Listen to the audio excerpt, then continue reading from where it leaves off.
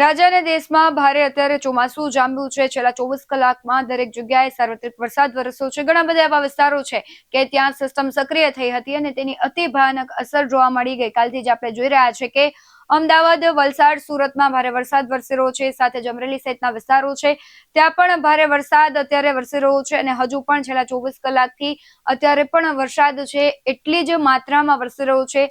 હવે જે સિસ્ટમ છે તે કયા વિસ્તારને ધમરોળશે અને આગામી દિવસોમાં અને આગામી કલાકમાં ક્યાં છે રેડ એલર્ટ જાહેર કરવામાં આવ્યું છે તેના વિશે વાત કરવી છે. નમસ્કાર, ગુજરાત BS9 ટીવી ન્યૂઝમાં આપની સાથે હું છું ભગવતી વિસાવડિયા.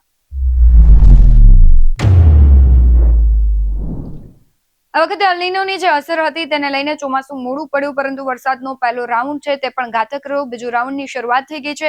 શરૂઆતી દિવસોમાં જ ભારેથી અતિ ભારે વરસાદ છે તે વરસી રહ્યો છે. છેલ્લા 48 કલાકમાં ઘણા બધા એવા વિસ્તારો છે કે તે જળમગ્ન થયા છે. સુરત એટલે કે દક્ષિણ કાંઠાના અને દક્ષિણ ગુજરાતના આખા વિસ્તારો કેમ ન હોય તો ઉત્તર ગુજરાત અને મધ્ય ગુજરાતમાં પણ તેની ભારે અસર જોવા મળી છે કે સાથે 4 સિસ્ટમ સક્રિય થઈ છે અને આજે એ સિસ્ટમ કયા વિસ્તારમાં છે ભારે તેની અસર દેખાડશે તેના વિશે વાત કરીએ, વિંડીના માધ્યમથી સમજવાનો પ્રયત્ન કરીએ.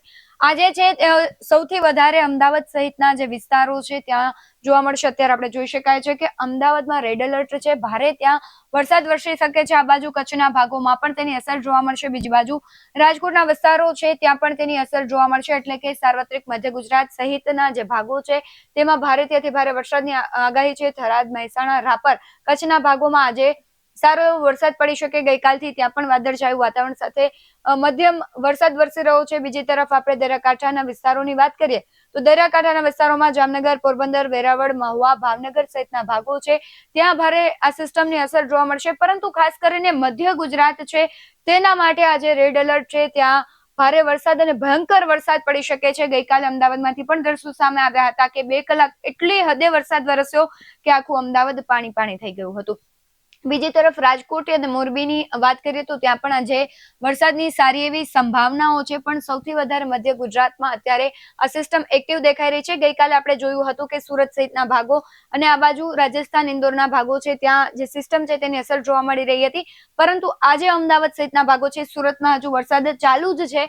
પરંતુ સુરતના જેટલો અમદાવાદ સહિત એટલે કે મધ્ય ગુજરાતમાં જેટલો વરસાદ પડશે તેટલો પડવાની સંભાવનાઓ નથી. બીજી બાજુ આપણે દરિયાકાંઠાના જે અમરેલી સહિતના, ધારી સહિતના ભાગો છે ત્યાં પણ જોઈ શકાય છે કે ત્યાં પણ એ સિસ્ટમની અતિ ભયાનક અસર જોવા મળવાની છે અને અત્યારે પણ ત્યાં વરસાદ ચાલુ જ છે. રાજુલા સહિતના ભાગો છે એટલે કે આખા દરિયાકાંઠાના અમુક વિસ્તારો છે અને મધ્ય ગુજરાતના જે ભાગો છે ત્યાં ભારેથી અતિ ભારે વરસાદની સંભાવનાઓ છે. આગામી દિવસોમાં હજુ જોઈએ કે આ સિસ્ટમ કઈ રીતે આગળ વધશે તો આગળ વધતી તે કચ્છ તરફ દેખાઈ રહી છે. એટલે કચ્છ અને રાજકોટ સહિતનો ભાગ છે ત્યાં ભારે વરસાદ પડી શકે છે. એટલે કે સાંજ સુધીમાં છે આ તમામ ભાગો છે અને આ સિસ્ટમ આવરી લેશે અને ત્યાં તેની ઘાતક અસર જોવા મળશે. અત્યારે છે આ સિસ્ટમ અમદાવાદ સુધી હતી ત્યાંથી ખસી અને મોરબી સહિતના ભાગોમાં અત્યારે જોવા મળે. એટલે કે સાંજ સુધી 8 વાગશે ત્યાં સુધીમાં આ તમામ ભાગો છે ત્યાં ભારેથી અતિ ભારે વરસાદ આવી શકે છે. મહેસાણા, રાપર, મોરબી અને રાજકોટ એટલે કે આ મોરબી, રાજકોટ સહિતના ભાગો છે,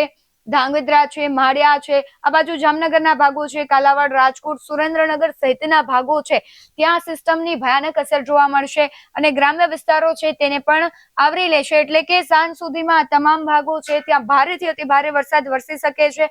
એ સિસ્ટમ ધીમે ધીમે એક્ટિવ થશે અને રાજ્યમાં ફંગોળાતી દેખાશે. ત્યારે જુઓ કે અહીંયા છે આખી સિસ્ટમ અહીંયા અમદાવાદ હતી ત્યાંથી કચ્છ બાજુ, રાજકોટ બાજુ આવી અને તેની અસર દરિયાકાંઠાના ભાગોમાં જોવા મળી રહી છે. એટલે ધીમે ધીમે આ સિસ્ટમ છે આગળ વધતી દેખાય છે અને આગળ વધતા તે રાજસ્થાન સહિતના ભાગોને પણ આવરી લેશે. આવતીકાલ સુધીમાં તે ગુજરાતના તમામ ભાગોમાં તેની અસર જોવા મળશે. આવતીકાલે જોઈએ તો આવતીકાલે આખી સિસ્ટમ આ રીતના દેખાઈ રહી છે. એટલે કે દક્ષિણ ગુજરાતના અમુક ભાગો છે, મધ્ય ગુજરાતના ભાગો છે, ઉપરના ભાગોમાં પણ તેની અસર જોવા મળશે. આ બાજુ કચ્છના ભાગોમાં પણ તેની અસર જોવા મળશે અને અહીંયા જોઈ શકાય છે કે જુનાગઢ સહિત આખું વેરાવળનું ને પટ્ટો છે એટલે કે ગ્રામ્ય વિસ્તારો છે, માંગરોળ છે, માધુપુર છે, વેરાવળ છે, કોડીનાર છે, જુનાગઢના ભાગો છે, આ બાજુ ઉપલેટા, જેતપુર અને આ બાજુ આખું જોઈએ તો આવતીકાલે પણ ભયાનક પરિસ્થિતિનું નિર્માણ થાય તો એવી સંભાવનાઓ દેખાઈ રહી છે. ધાંગધ્રા, વિરમગામ, અમદાવાદ, ગાંધીનગર, નડિયાદ, ખંભાત, ધોલેરા, બોટાદ સહિતના જે ભાગો છે આ બાજુ જોઈએ તો ભરૂચ, રાજપીપળા, વડોદરા, બડોલી અને આ બધા જ જે ભાગો છે ત્યાં સિસ્ટમની ભારે અસર જોવા મળવાની છે. ધીમે ધીમે આ સિસ્ટમ છે તે વાવ થરાદના ભાગો છે, રાધનપુર છે, પાટણ છે, આ બધા જ ભાગોને આવરી લેવાની છે. એટલે કે ન માત્ર મધ્ય ગુજરાત પરંતુ દક્ષિણ ગુજરાત, ઉત્તર ગુજરાત, આખા ગુજરાતમાં જે તેની સંભાવનાઓ છે. આ સિસ્ટમ છે ભયાનક છે. હવામાન નિષ્ણાંતોએ પણ આગાહી કરી છે કે આ ભયાનક સિસ્ટમ છે તે ભારે અત્યારે તબાહી સર્જે એવા દ્રશ્યો ની સંભાવના આવી શકે છે, કારણ કે આ સિસ્ટમ વધુ મજબૂત છે અને આ સિસ્ટમ આગામી દિવસોમાં પણ સક્રિય રહેશે. છેક 27 તારીખ સુધી આ સિસ્ટમોની અસર પડશે.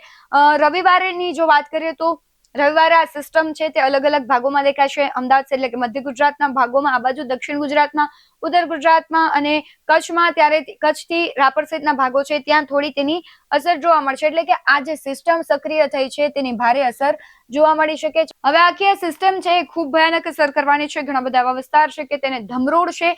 સાથે જ હવામાન વિભાગ દ્વારા એલર્ટ જારી કરવામાં આવ્યું છે. હવામાન નિષ્ણાંતો છે તેમણે પણ કહ્યું છે કે 27 તારીખ સુધી, ખાસ કરીને 25 તારીખ સુધી છે એ રાજ્યમાં ભારેથી અતિ ભારે વરસાદ રહેશે. ઘણા બધા એવા વિસ્તારો છે કે ત્યાં પૂરની સ્થિતિ પણ સર્જાઈ શકે છે, કારણ કે આ સિસ્ટમ ખૂબ ઘાતક છે.